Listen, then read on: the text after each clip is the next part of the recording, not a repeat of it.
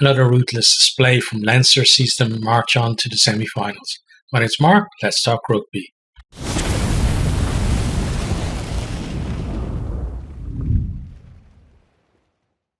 Leinster early on trying to apply some pressure. They have an attacking scrum, but Milne is pinged for hinging, penalty to the Sharks, and they're able to clear. The scrum was one area of worry for Leinster as that trend continued for most of the game. Sharks then opened the scoring. Grant Williams spots a gap, has the gas then to beat the cover and scores in the corner. That guy's so good at his sniping runs, and he's just got so much pace as well that it's very hard for any kind of scramble defence to catch him. Chamberlain misses just to the left with the conversion attempt. It's 5-0 to the Sharks, and they're ahead. Leinster then tried to respond. They make a break up the middle through Dave Carney. We have good carry then from Doris, and they win a penalty. In the 22, Harry Byrne kicks that to the corner. Leinster then set up a dummy maul. Doris comes on a loop and then has the power to go through Mapimpi to score. We then have a TMO check for inter head contact from Mapimpi in the tackle, and he gets a yellow card. Byrne converts after he's gone off, and a 7-3 Leinster hit the front. Leinster then win 2 successive penalties, and they go to the corner from the second one. Deegan claims the line at the front. Sharks manage to halt them all, but they collapse illegally. Leinster decide to tap and go. Sheehan gets within a metre. Doris then sweeps to the blind side and goes close with a pod behind him. They then recycle, and Milne gets over to score. Harry Byrne converts from out wide, 14-5, and Leinster really beginning to take control at this stage. They then break from their own 22 through Hugo Keenan. He steps Fassi, but loses all momentum. I don't think he expected to beat him, but they recycle. Cross kick from Byrne out to Larmer. He gathers, steps to cover defence, and goes over to score. Is converted for 21-5. Sharks then lose Dutoy to injury. Sadie comes on to replace him. Sadie actually had a very good game, especially in the scrum. Leinster knock on in their own 22. Sharks win another scrum penalty. They go to the corner, set up the maul, but Leinster drive the maul back. Sharks then decide to pick and go from there. Venter, though, crawls instead of placing the ball, and it's a penalty to Leinster. Scrum dominance at this stage is keeping Sharks in the game and allowing them to clear the lines and get into Leinster territory, but kind of feeling at this stage they need to have a bit more than that, especially against this Leinster team. They then have an attacking scrum in the Leinster 22, but they overlean on the engage, give away a free kick, and that was a good chance for them to get back into the game. Gone. Sharks, though, then win a penalty at the breakdown for McGrath rolling the wrong way. Chamberlain goes to the post but misses the kick, and a halftime score is 21-5. Into the second half then, Healy comes on for Leinster as, sort of at the first couple of scrums are looking a bit more solid, but that doesn't last too long. Sharks look to attack off their own scrum, but Sadie knocks on and Leinster kick in behind them. Portiga knocks on then in his own 22, an attacking scrum for Leinster. Sharks have a really big scrum, but Leinster managed to get it out, but then they knock it on after they did the hard work.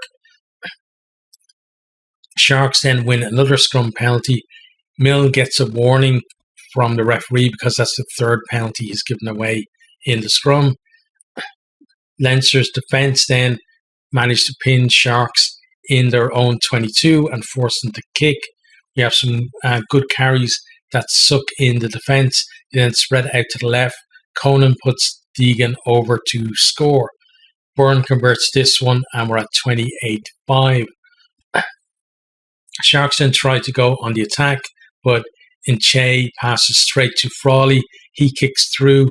Fassi manages to get the ball first, but Sharks' options, selection on attack needs to be better. Baird then manages to steal a Sharks lineout on the halfway. Doris goes through a gap, beats the cover, but the attempted tackles are enough to cause him to go to ground. Seems like just a matter of time now before Leinster are going to score again. Sharks then lose Chamberlain to injury. They continue to win penalties at the scrum, but can't really take advantage of that. They do, though, get themselves into the Leinster 22. They put it through the hands. Leinster applying pressure in defence. Looks to put Fassi through a hole, but Fassi couldn't hold on to the pass. Leinster then win a scrum penalty, and big backslapping and cheers for that, because they've really been under the pump in the scrum for pretty much the entire match. Leinster then come forward. Turner gets held up over the line after some good work from Harry Byrne, but Pimpy and Am got under Turner to make sure he couldn't get the ball down. Turner actually did, excuse me, Turner actually showed some good strength to drive over, but just couldn't get the ball on the ground. Sharks then get themselves back into Leinster 22. Some pick and goes, making Leinster, make tackles. Then Williams snipes and he puts Janza van Rensburg over to score. Try is converted, but then we have a TMO check, and the try gets chalked off because there was a dangerous clean out on Porter from Benter. Excuse me, give me a sec. I just have to take a sip of tea, or I'm going to be hoarse for the rest of this. So Venter gets himself a yellow card, no try. Sharks then, they're holding onto the ball, trying to go through the phases, but it's all happening in their own half. Leinster then set up a maul. They manage to turn it over in there. McCarthy gets the ball out of contact. It gets out to Carney then by a Baird. Carney kicks through and it sits up for Jameson Gibson Park, who collects it and goes over to score. Ross Byrne then converts, and we're at 35-5. Janza van Rensburg then bursts through a gap into the 22, passes to Williams on the outside on the wing, but he can't hold the pass. Sharks do have another chance after that, but again, Leinster are able to turn them over. Final score is 35-5. Okay, so let's now have a look at some of the stats from the game. So, attacking stats, 5 tries to 1 in favour of Leinster. Leinster, didn't take every chance, but they, were far more clinical than Sharks and took most of the chances that they created. Sharks, they had basically like one thing that was keeping them in touch at times, which was the scrum penalties, but just didn't have enough else to the game to actually convert more chances. Possession 48% to Leinster, 52 to the Sharks. Clean breaks 5 for Leinster, 3 for the Sharks. Defenders beaten then 20 for Leinster, 12 for the Sharks. So Leinster, a little bit less of possession, but when they did have the ball, they did really well to create space, create those gaps, and make those breaks. Offloads then 3 for Leinster and 4 for the Sharks. Onto defence then, territory 51% for Leinster, 49% for the Sharks. Leinster, especially towards kind of the end of the game, started to pin Sharks back in their own half and deny them any real chance of, even a consolation score, really. Number of tackles, 125 for Leinster, 115 for the Sharks. So it's the Sharks didn't make Leinster work in defence. Missed tackles, though, just 16 for Leinster, 23 for the Sharks. Again, showing that, Leinster were the one who really were stretching the defence when they had the ball in hand. Tackle success then reflects that as well. 89% for Leinster, which is fairly decent. 83 for Sharks, which is below average. Turnovers, 1 then, 3 for Leinster, 6 for the Sharks. Basically, the Sharks' turnovers were, was all about keeping the score down rather than really getting themselves into any kind of position to challenge Leinster. Kicking then, kicks retained, 7 for Leinster, 2 for the Sharks.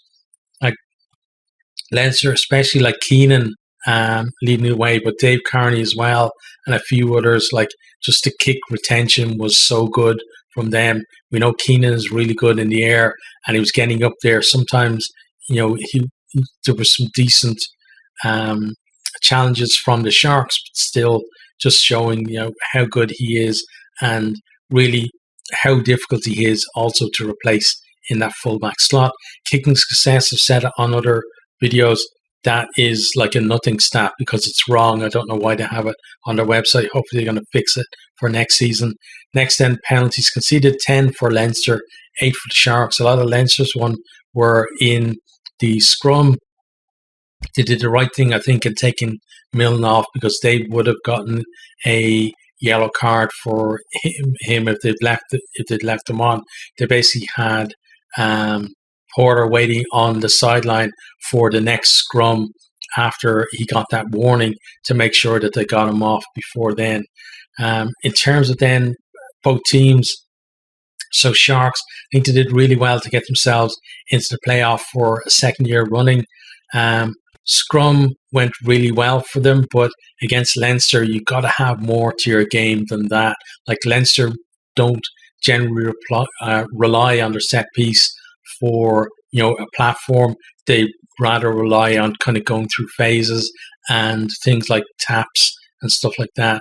And if you take the scrum away from them, it's not as impactful as it would be against another team. Leinster then created space well, especially in the wild channels, and exploited it when they made it as well.